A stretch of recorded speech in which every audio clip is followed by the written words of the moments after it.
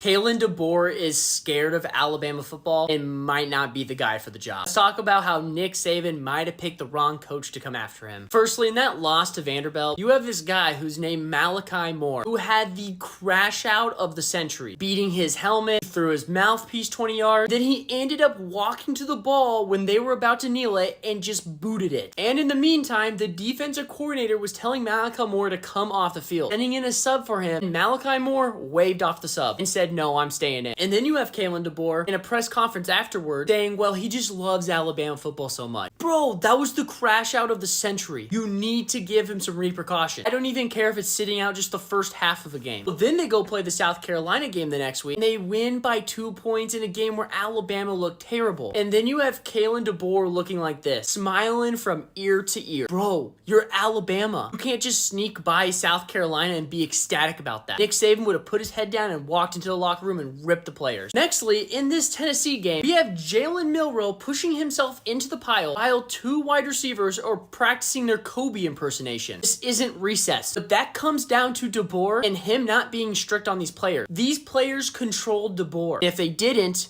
they wouldn't be doing this. And then finally, you know Deboer's losing that locker room, and there is a Twitter post about how Jalen Milroe should have threw it to another guy on the final plays, and a wide receiver is reposting it. I'm sorry, Alabama fans, but Kalen Deboer has lost the locker room right now. And hey, maybe he can turn it around, but right now it is looking very rough. Let me know what you guys think.